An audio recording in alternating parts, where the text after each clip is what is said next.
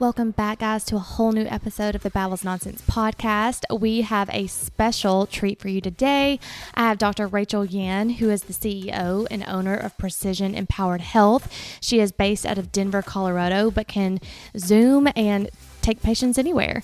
She was actually my functional medicine doctor about 2 to 3 years ago and helped me heal my gut when I was having issues, which then in turn helped my adrenals and my thyroid. She is one of the reasons why I became so interested in functional medicine. I cannot say enough good things about this woman. When you just hear her voice, it literally makes you feel like you're in a therapy session. So welcome, Dr. Rachel, to the show. I'm just so happy to be able to sit and talk to you about this because when I first started thinking about doing a podcast, I wrote down like who I wanted on it. And you were on my dream guest, like to have on, because it's almost like your celebrity status now. So I'm a little nervous, even though I know you. I'm like over here like, oh God, now I'm nervous. I think this is going to be fun. And thank you for inviting me. I love being on podcasts. Well, you're just so knowledgeable about functional medicine, and it's something that I've always been interested in. And obviously I know Western medicine being in the ER and nurse practitioner, but I think your story is so cool. How when I was your patient, you kind of told me how you were in chiropractic and then you had to let all that go. So if you would introduce yourself to everyone listening to the podcast. Hi, everyone. I'm Dr. Rachel, and I do functional medicine.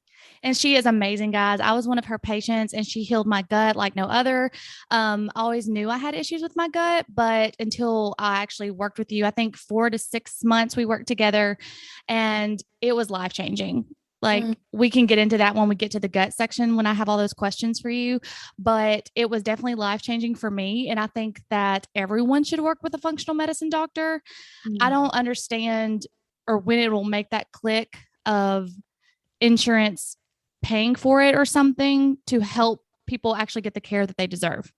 But again, then insurance would ruin it. So, because they ruin everything. Insurance realizes how much money they can save on the back end. Yeah. They might switch, but I don't really know.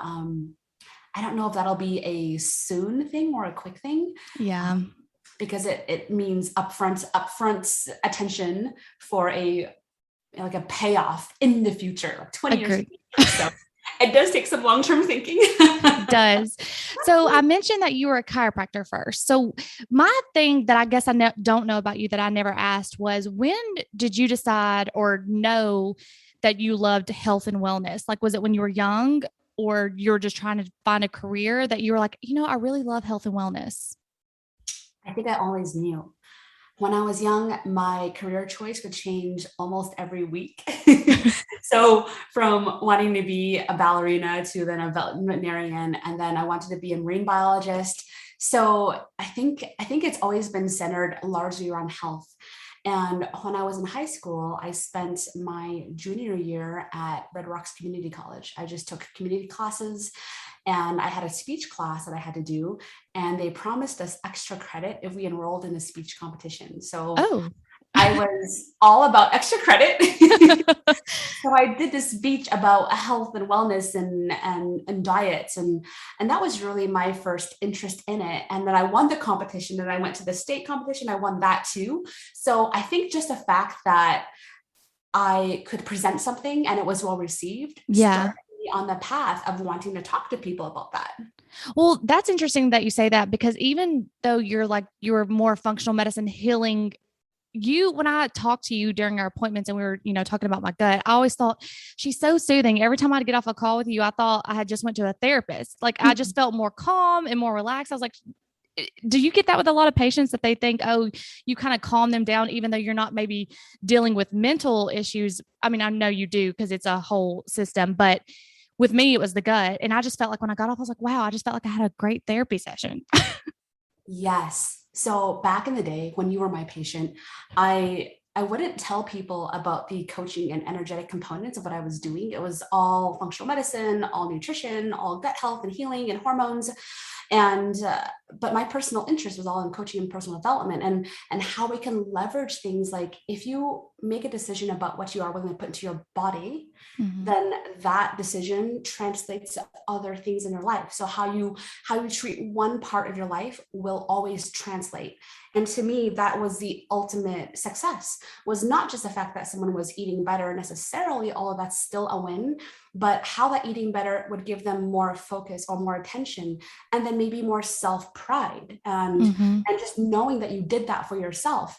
And with that confidence and with that increased energy, now your ability to manage your life and feel into what's next and plan and decide in a beautiful way for your whole body and for your life, that's all the same thing. So back in the day, I didn't tell patients that what I was doing.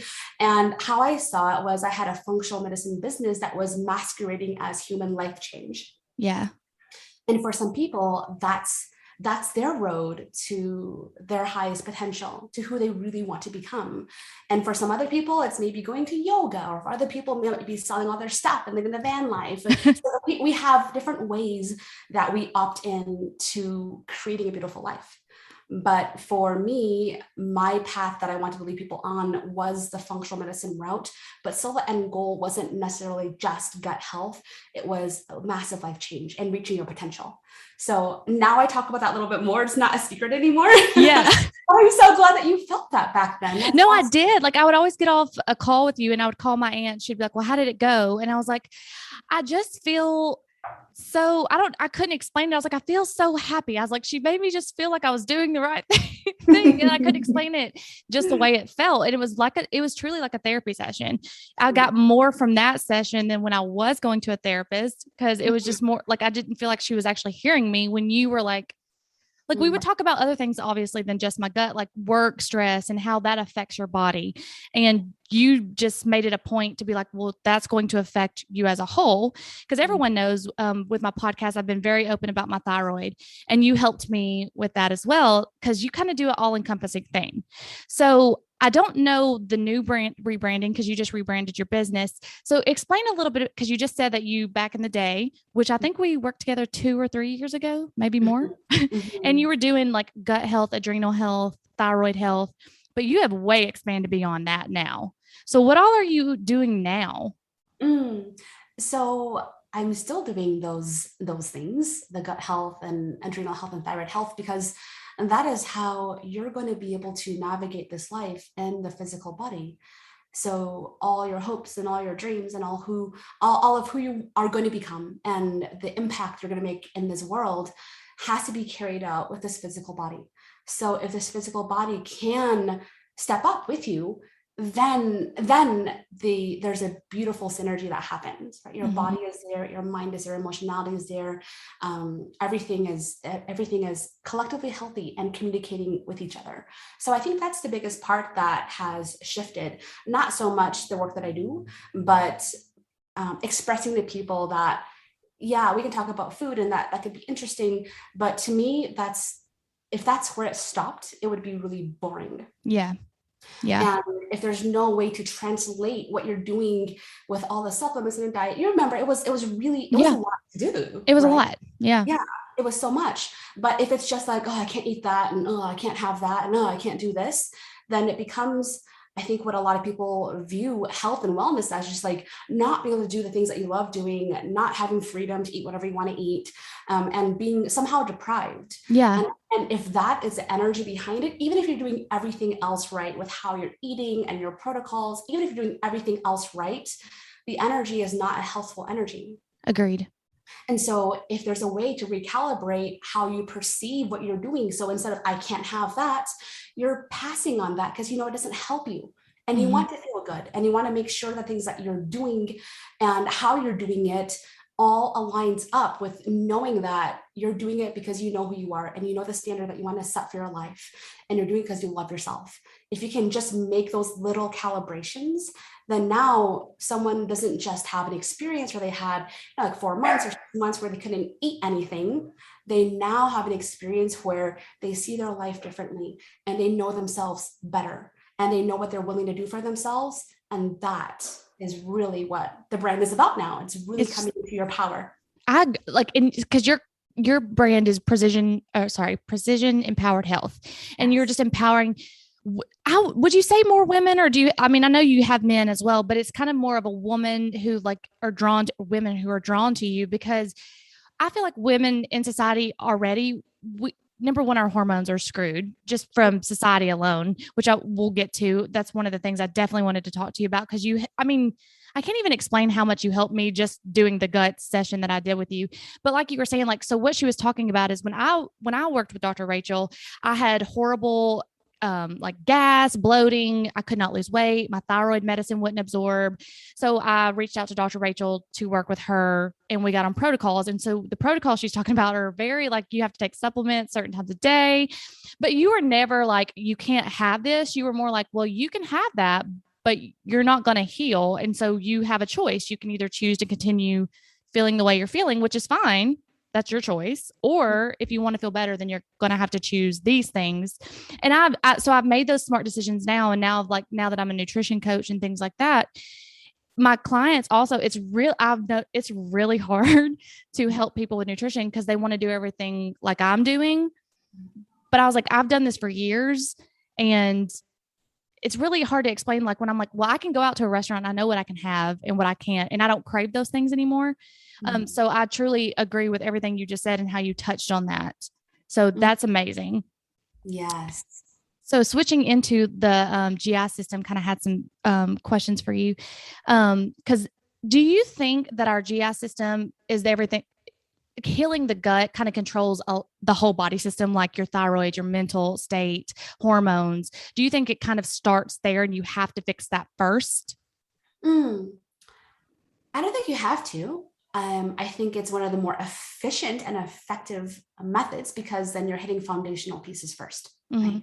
So the gut does influence your hormones, influences hormonal detoxification, for instance. Your gut does influence your mental health, producing most of your serotonin in your body, right? Keeping you happy and motivated. So that's there.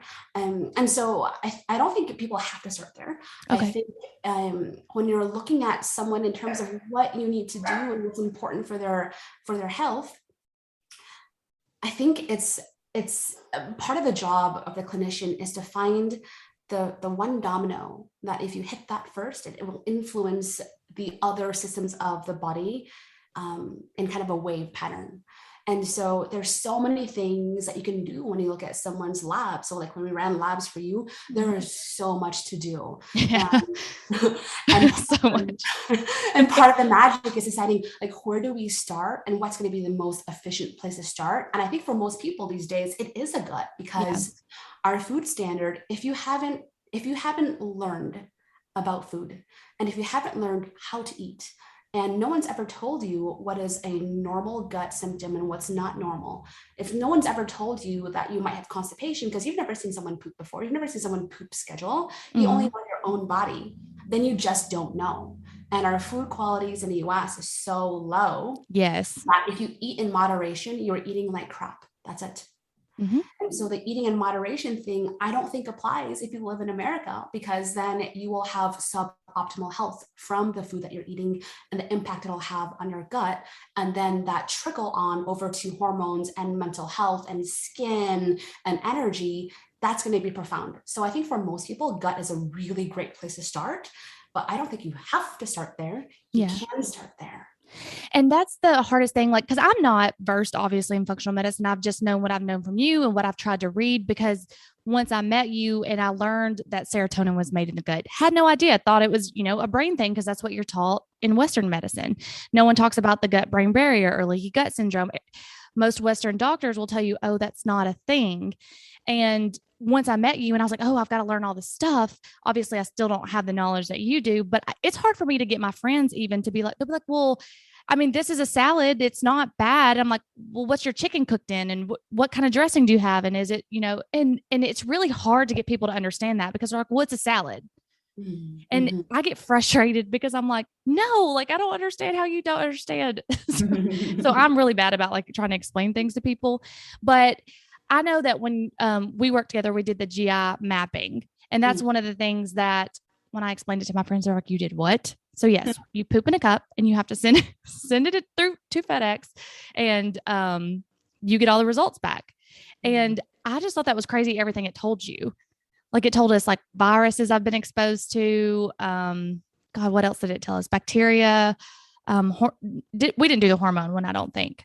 But can it? That one's not part of the GI map. Okay. I can always look at your previous labs and tell you. But the GI map tells you what's going on in the gut. And I think for a lot of people, the point of clarity is when our gut doesn't feel good. So we've got heartburn, not normal, bloating, that's not normal, diarrhea, constipation. If there's stuff going on in the gut, if you don't know to look further and how to look further, then your only tools available to you are food. Foods to eat and foods not to eat. And for some people, they do find massive success in that. If they stop eating a triggering food, like gluten, for instance, a big potential trigger food for people, then depending on how sensitive they were to the food and how long they're able to be compliant with that guess, that sometimes will give people a great change. Some people, though, either their food journey has been so difficult. So either they've been on eliminations for a number of years and the foods they can't eat seems to always be changing or increasing. And that gets really frustrating. Or especially when we're talking about women having disordered eating, right? A lot of us have a history of disordered eating. It's really hard to not have a history of disordered eating these days, growing up in our society. Agreed. And so going into the food avoidance or trying to figure out what foods don't work for you can also be really triggering and might not be the most efficient step. It's not the first domino. It's going to be so much work and so much trigger and so much stress to go that route. But for most of us, that's all we know. It's like, oh, we can't have that food. We can't eat that food. Okay, that was okay, but now it's not okay. And it's a very stress-inducing way of looking at things. Yeah. And I think that gets really stress-inducing, especially if the underlying problem isn't necessarily a food problem. So avoiding all those foods maybe makes someone feel a little bit better, but it's not a long-term thing. Maybe it only works for a certain amount of time and then the effectiveness wears off. Those people are usually in the category that they have something else going on in the gut, maybe a pathogen like H. pylori, candida, a parasite, for instance, things that aren't preventing you from being able to work every day. It's not sending you to the hospital, right? But it's really suppressing your gut functionality and that optimal health. And I think that's where the clarity comes in, because when you know that, oh, it's not that I just can't eat all this stuff. It's just that my gut's pissed off. Yeah. Because there's an underlying condition that's going on and there's no amount of food avoidances that's going to help heal that. Then you've got to go in and be specific and eat well while you heal the gut. And then you can leverage all that effort that you're producing to eat well and to avoid certain foods. Then it's well leveraged. If you're avoiding all your foods and you're just confused and you're stressed and you don't know what's going on, then you need clarity. You need to stop trying so hard, literally take a step back and know what you're aiming for. And I think that's the golden functional medicine, is that we give people that understanding, that clarity, so that they're not just frustrated or they just think that that's how their body is and that's how their mom is, so that's how they are. It gives them a point of empowerment. Oh, this is it. Now I see it. Now I'm going to go get it. And I think it just clicked with me. So because I had all the issues with my gut, with bloating and digestive issues, and I would go to GI doctors and they would just want to, do a colonoscopy. No one ever said, hey, let's do this GI mapping and figure out why your stomach's so irritated. So I think that's why maybe I thought that your sessions were therapy sessions, because like when I would tell you like, hey, I have these symptoms, you were like, yeah, I believe you. Like, yeah, let's figure it out. Whereas the doctors were like, well, I don't know. I don't know what to tell you. There's nothing wrong with your stomach, so you shouldn't be having these issues. So why would a GI specialist who should know about GI mapping not do that for their patients? I don't think it's their fault. I think GI doctors are trained to handle extreme cases. Okay. So when a patient comes in and they're asking, should I go get that colonoscopy? Should I get that barium enema? Part of it is going to be weighing the cost benefit of, it's an invasive thing to do, right? To get those tests done, but they can still give you information. But I don't think that's necessarily where the average person should start, unless you are that sick, unless it's so severe. Sometimes you just want to do all the tests, the GI map, stool tests. You want to go get that colonoscopy. Those are good things to do. But I think how doctors that are in the allopathic Western model are trained is they're looking for those polyps. They're looking for that ulcer, right? Yeah. And if those extreme things haven't happened yet, it's simply not their job to take care of yet. We Yeah. haven't up leveled to that severity yet. But Gotcha. because that is the main model of medicine and people don't really understand where to go before then if they don't qualify to be sick enough to have all of those things that they can find with the advances of science and with all the labs that they do, then that's when they're in a lurch, and that's when they're stuck, because it's like, well, I can't avoid enough foods to feel good, and I also don't have polyps, and they can't find anything. That's the gray zone, and that's the beauty of functional medicine, because sometimes the colonoscopy isn't going to tell you something. Sometimes it is, right? Yeah.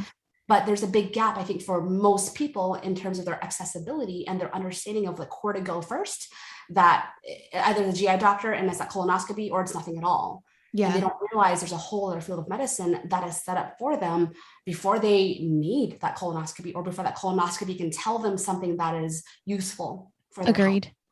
Yeah. That's a good point, because I was sitting over here. I was like, oh man, that kind of makes me mad now that I think about it. I was like, because I've been to multiple, and they would just be like, well, I don't know why your stomach hurts. I just don't know. I take some Prilosec, take some, and I'd be like, that doesn't help. So, which is another thing. Like, I cannot get my friends to understand that Prilosec is ruining their stomach acid. And they're just like, no, this is helping my acid. I was like, okay, well, we'll go there. But one of the things that we did in our protocol that I wanted to bring up, because, it's a topic of interest, is the coffee enema, since we're on the gut. Because everyone's like, you did what with coffee? When I tell my friends, I was like, listen, I was told to do it by a doctor, and I did it. So yeah, we did a coffee enema. And can you explain like the reason why coffee enema is like, we're not doing an enema to induce bowel movements or weight loss or anything, but it's more for healing? Can you explain that part? So I think if you're really interested in this topic, the person that you should look up is Dr. Karazian. Okay. And he is the one, he's got a huge podcast. He was on a podcast okay. on YouTube, and he talks about coffee enemas. He talks about gut health. It's also on his blog. So for those of you that are really medically minded, you want to go chase down all the science, there is science behind it. You're not just sticking coffee in your butt for fun. So chugging coffee. Yeah. So how I explain it to patients is when you're doing certain kinds of protocols, especially if you had a pathogen, right? And you are trying to kill that pathogen and trying to release it from your body. There's a lot of things that you can take. You can take medications for certain kinds of infections. You can take herbal protocols, botanical protocols. So there's a lot of ways that you can go and accomplish that. But the thing that patients run into the most is that there could be healing reactions that happen. So healing reaction just means that the thing that you have to do to get healthier is too much for the body to handle in this moment. Maybe it's because you're constipated and you're not letting it all go, right? Maybe you're going too fast. Maybe the body is detoxing too fast. And so coffee enemas are one of those things that we can utilize to help the body through the process of this killing protocol, which could be very intense for some people. For others, it could feel like no big deal. Yeah. So what coffee enemas do is that there are certain compounds within coffee that help stimulate the vagal, so brain to gut connection. And for some people, their gut issues aren't just in their gut. There's a neurological component. Maybe they had a concussion a few years ago. Maybe when they were born, they were clamped out by the head. And so they have some kind of head trauma, not enough to render you slobbering and in a wheelchair, right? So not that extreme, but we're talking about functionality. Optimal functionality being depressed just a little bit because of vagal communication. So coffee enemas help stimulate vagal communication in the gut, and it also helps supercharge glutathione within the hepatic system, the liver system, which is one of the ways that we detox. And so because of those connections with the liver and helping your detox and that vagal connection, that is one way that we can bring in strong detox. And we can bring in that brain connection as well. So we're not just doing things in a gut, and we're looking at the entire communication system of that brain gut. So that's why we use coffee enemas. Is that why the enema works differently than just drinking coffee? Because that only just goes straight into your gut and it's not stimulating that vagus nerve? Well, some people, when they drink coffee, they will poop more as well. So it can have an effect of, helping loosen up constipation, for instance. But the coffee enemas in the colon, that's more going to be therapeutic. Whereas coffee is, I guess it could be therapeutic, but more fun. Because I know that when we were working together, I always told you, like, it was, I guess, an addiction to coffee, but not for the caffeine. It was more, and you helped me realize that the reason why I was drawn to coffee was because I related it to a happy memory with my grandmother. And she was the one who gave me coffee because I was like, what? Because we were like having a really hard time, like, because you were trying to get me to wean off coffee because my adrenals were so stressed out from work and, doing all this protocol. But so having that coffee, you just helped me realize like there's a memory component to it, even though like we got to get you off of this. It wasn't more of an addiction to caffeine versus that. So that was cool that we related that. And so switching into adrenals and talking about coffee, because I'm having to wean myself off coffee again. All my friends are mad at me right now because that's what I do. I like to go out and have a cup of coffee just because it's memories. But switching into adrenals. So if you're doing this protocol with you, how do you, because you said, like you said, it can be very stressful. It's a lot of supplements. It can be restrictive, but you're not trying to make it restrictive. And then if you have on top of that, like you're stressed because you're not feeling well, and then you have a stressful job, how do you heal if your adrenals aren't healing? Yeah. So I think adrenals could be like a portal of entry for people that don't know a whole lot about functional medicine and holistic health. They recognize that their energy is not the way it used to be, and they recognize the effect of stress on their life. And I think we all know stress is not good for us, and most of us would say that we're somewhat stressed. Yeah. Days. But we don't really realize the vast effect that it has. So for instance, people that have thyroid issues, and maybe their thyroid isn't bad enough to require medication yet, or maybe they are being well medicated, so they're getting their thyroid hormones in. But if you're really, really stressed out, your body is not going to utilize this thyroid metabolism hormone. It's not going to make you go faster, right?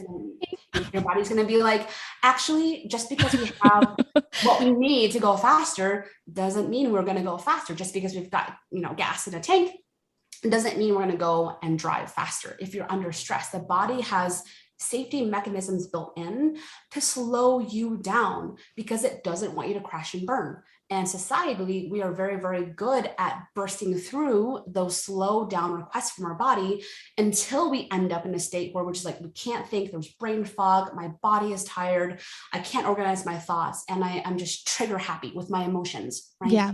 So I think a lot of people use adrenals as their entryway into like, how do I get healthier? Obviously, they go to their doctor and they'll probably they might get medication. They might just get suggestions of eating better and exercising, right?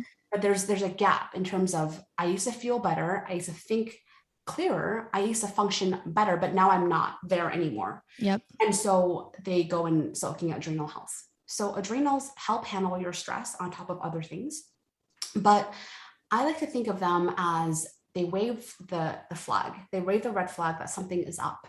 So when we see people with adrenal stress, so that's a smaller component. So we're not talking about adrenal disease like Addison's disease, right? We're talking that it's functional, where your output of your adrenal hormones might be a little bit less than they would be if they were optimal. Yeah. And what that's going to be, again, it's not going to be so severe that you're in bed all day, but your day-to-day functionality has been shifted, and you can feel it because you don't feel the same. Yeah. You know that you're smarter than you are.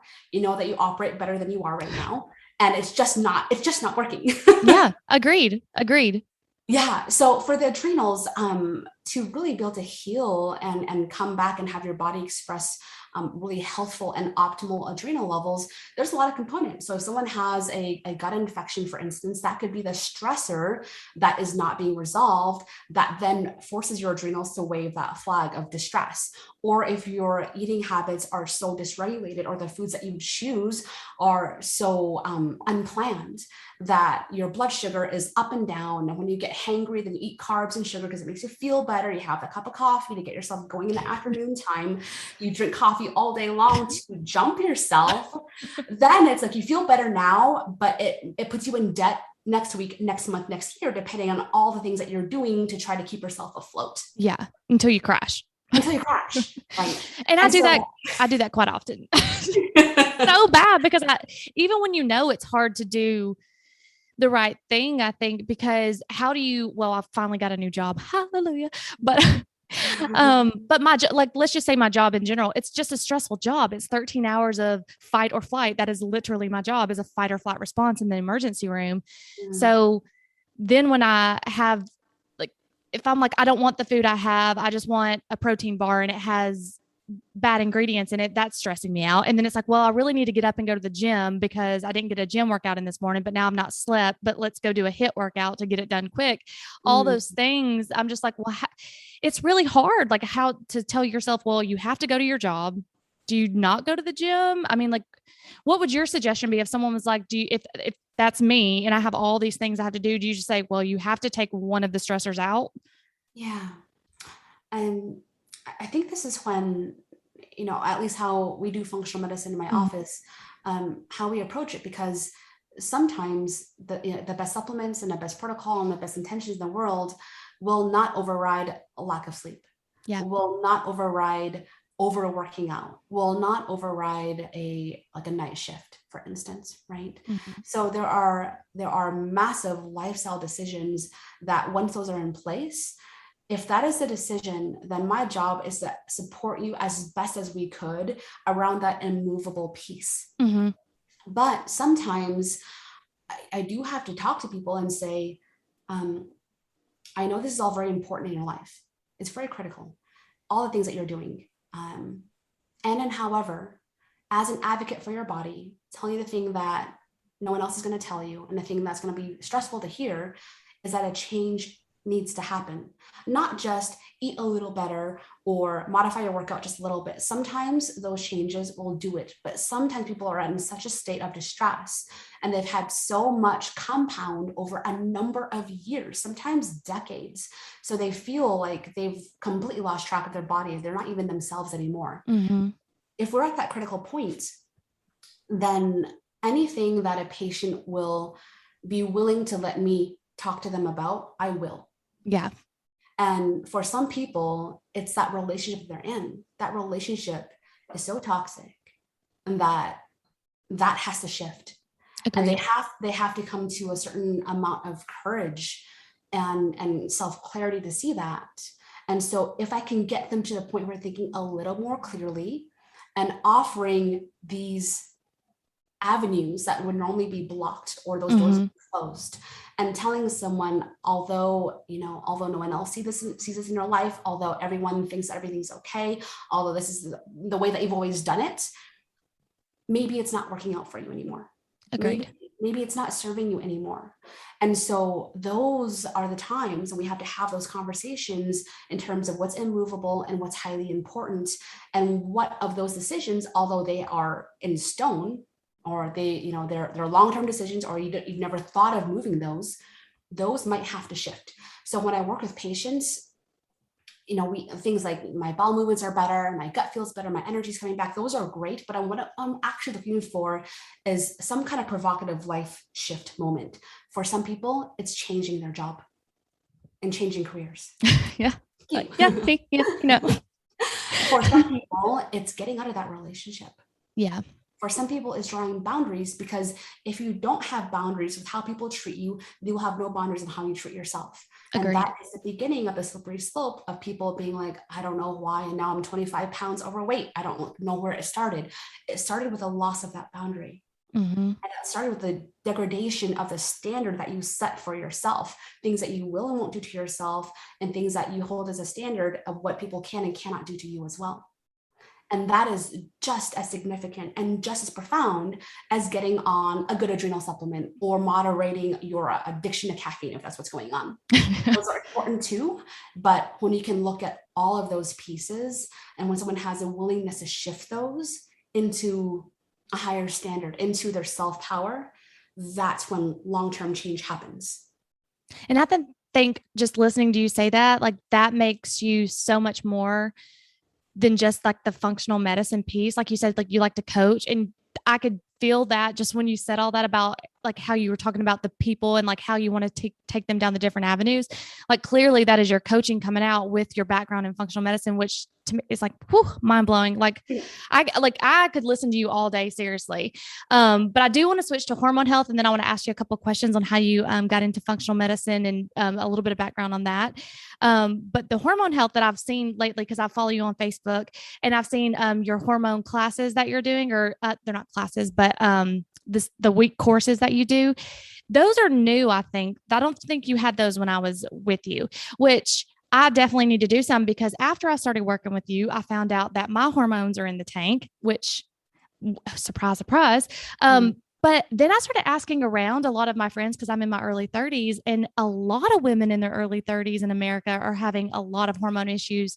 Would you relate that to, well, obviously like the plastics and stuff that were around, but also the birth control that we were on? Because my generation was kind of like the first generation that was put on birth control. Here you are, you're on birth control at 15, you're on it for 15 years, and now I have no hormones. Do you think that's what's going on with all the women in their 30s?